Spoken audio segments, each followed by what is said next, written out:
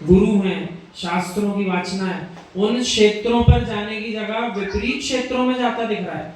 मन ही नहीं कर रहा कि तीर्थ यात्रा करूं, मन ही नहीं कर रहा जनालय जाऊं, ये क्षेत्र की अपेक्षा, तो विपरीत जगह जा रहा है। इसलिए बोलने में आ रहा है कि भैया तू अभव्य है क्या, व्यवहार से हटा है। द्रव्य के बाद क्षेत्र, फिर काल। इतना सुंदर काल अभी भी है कि जीव देवशास्त्र गुरु के प्रति श्रद्धा जागृत कर सकता है। लेकिन वो क्या कह रहा है, चतुर्थ काल होगा तो ही कुछ हो सकता है, पंचम काल में कुछ नहीं हो सकता। तो वो काल जो अभी उसके पास है भी, उस काल को भी व्यर्थ गवा रहा है। इसलिए बोल सकते हैं कि भैया तू अभव्य है क्या। फिर आगे चलो, भव, ये मनुष्य भव मिला। इस मनुष्य भव में उपदेश भी सुन लिया, इस मनुष्य भव में सत्य वचन भी जान लिए, लेकिन जान तो लिए कि ये सत्य है, उनको मानना प्रारंभ नहीं करा। सत्य तो कह रहे हो आप महाराज जी, लेकिन हम पालन नहीं करेंगे इसका। तो जीव ने अपने भव में, इस भव की प्राप्ति करने के बाद भी दुर्गतियों में जाने के लिए ही प्रयास किया, अच्छा काम नहीं किया। और भाव, इसी पर्याय में बैठकर पांचों इंद्रियों और मन का सदुपयोग करके कितने विशुद्ध परिणाम बना सकता था, लेकिन पूरा समय उसने विशुद्धि छोड़ करके अति विरुद्ध परिणाम बनाए, कषाय जनित परिणाम बनाए, पाप किया। इस अपेक्षा से कहेंगे तुम्हारे भाव ही ठीक नहीं दिखते हैं, तुम पूरा जीवन बुरे भाव में निकालते हो, तुम अभव्य हो क्या। और जो इनके विपरीत सही सही उपयोग कर रहा है पांचों का, तो उसको व्यवहार से बोलने में आता है भैया ये तो भव्य है। लेकिन फिर आगे और गहरी बात क्या बताई, बोले देखो इन द्रव्य क्षेत्र काल भाव सब कुछ के अच्छे होने पर भी, माना कि चौथा काल है, माना कि मनुष्य भाव है, माना कि भाव भी इसके दिग्गच्छर है, क्रिया को देख के साधना बहुत अच्छी कर रहा है, और द्रव्य रूप में मनुष्य पर्याय में मुनिराज भी बन गया, लेकिन तब भी सच्ची श्रद्धा नहीं हुई। तो इन सब के होने के बाद भी वो अभव्य है।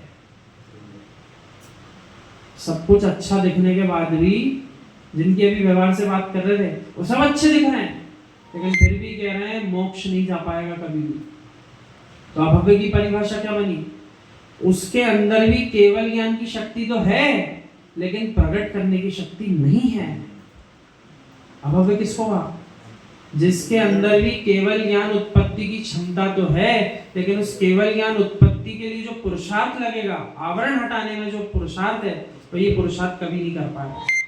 क्योंकि जितने जीव हैं सबके अंदर ज्ञान है कि नहीं, सब भगवान आत्मा कहलाते हैं कि, अन्यथा भेद खड़ा हो जाता, जितने भव्य हैं वही भगवान आत्मा है, और जो अभव्य है वो भगवान आत्मा नहीं है।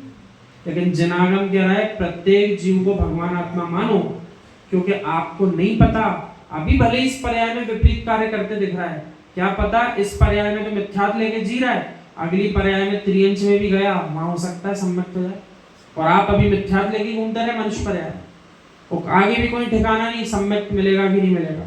लेकिन उस जीव ने अभी तो मिथ्यात में जिया, लेकिन अगली पर्यायों में कहीं जाकर के उसको ऐसे संयोग मिले, सम्यक उत्पन्न करके वो आगे बढ़ गया। तो आप जो उसकी बुराई कर रहे थे मनुष्य पर्याय में किसी त्रियंच की भी, पता चला वो त्रियंच मोक्ष चला गया, और इस पर्याय में जो मनुष्य बुराई कर रहा था वो दर दर की ठोकरें खा रहा है 84 लाख में। ऐसा हो सकता है कि, इसका अर्थ ये हुआ विपरीत कार्य करते हुए देख करके भी तुरंत 100% सर्टिफाइड निर्णय मत कर देना उसके लिए ये तो अभव्य है। वो आप यूं बोलो व्यवहार से अभव्य दिख रहा है, ये गारंटी कोई किसी की नहीं दे सकता, ये अभव्य ही है।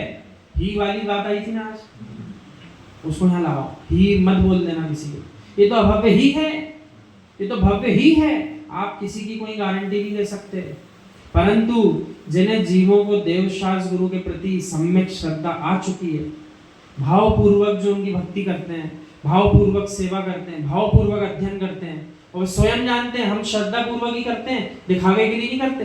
कोई नी भी होगा तब भी हमको यही करना है, और भीड़ होगी तब भी हमको यही करना है श्रद्धा। तो उन जीवों को स्वयं जानने में आ सकता है मैं अभव्य नहीं हूँ, मैं भव्य हूँ। आपको बात समझ में आ रही क्या? यानी निर्णय या तो आप अपना खुद कर लो, या फिर केवल यानी प्रभु को तो सबका पता है, लेकिन अधिकांशतः जीव अपना निर्णय भी नहीं कर पाएंगे। कौन कर पाएगा?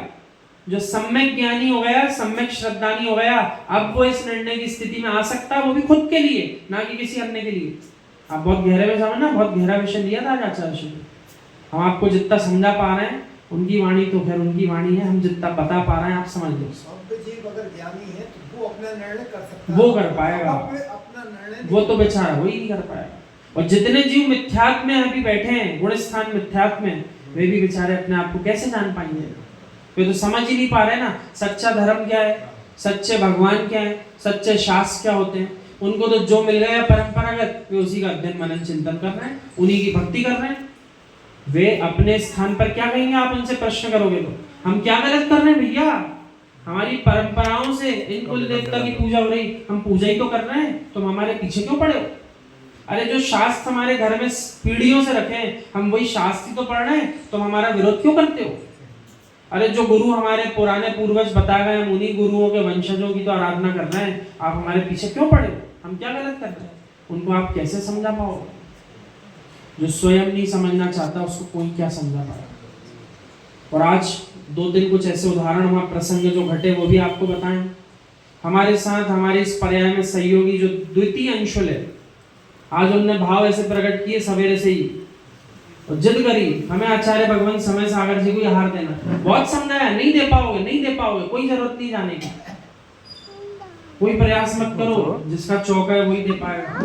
बहुत समझाया, जिद करी तो ऐसी करी, वहां जाकर के योग ऐसा लगा मात्र 8 जीवों को हार देने का आज योग लगा और 8वां जीव वही था। पूरे हार दिए पड़वान के साथ, जबकि अन्य किसी भी भीड़ में, हजारों की भीड़ में किसी को मौका नहीं मिलता है कि चौका इनका और आप जाके दे आओ, क्योंकि व्यवस्था बनाना पड़ती, इतनी भीड़ हो रही है। लेकिन उसने ऐसी ठानी कि आज जाकर के आचार्य श्री को आहार दे दिए। तो ये था अति तीव्र पुण्य का उदय कि मना करने के, समझाने के बाद भी कि नहीं हम तो देंगे आज, और योग बन गया और पूरे आहार दिए। और तो और जाने का प्रसंग जब आ गया कि परिवार के सदस्यों ने भी बोला कि आप आ तो गए पड़वान करके भी साथ, परंतु आचार्य श्री जो है घर के लोगों से लेंगे। तो पता चला आचार्य भगवान की तरफ से भी इशारा हो गया, अंदर ही रहेंगे। ऐसे घटना घटी। अब दूसरा प्रसंग सुना, अपने ही बीच के कुछ जीव ईर्ष्यावश क्या करते हैं, जब पड़गान के लिए सारे जीव खड़े, ये जीव भी खड़ा भक्ति भाव के साथ, मुझे आहार देना है, आचार्य श्री को ही देना। तो कुछ जीव देख करके क्या बोलते हैं जो परिचित थे, अरे बोले यहाँ कहाँ गया, ये आपके 20 पंक्ति वाले महाराज जी थोड़ी है, आहार देना है। अपने बीच के लोग हैं जैन नगर। अब आप बताओ, ऐसी होती स्त्री पर्याय, कैसे छूटेगी स्त्री पर्याय? हम तो यही सोच रहे हैं, इतनी मायाचारी जीव करेगा पड़गान के स्थान पे, और कई मिले ये तो नहीं करे कि हमारे चौके में आप भी पड़गान करो, आहार देना। अरे कोई आवश्यकता नहीं, आचार्य को नहीं दे पाओ। घटना ऐसी घट गई, जितने अपवाद चलते नहीं दे सकता कोई, नहीं दे सकता। आज अपने पास उत्तर है, आचार्य भगवान मना नहीं करते हैं।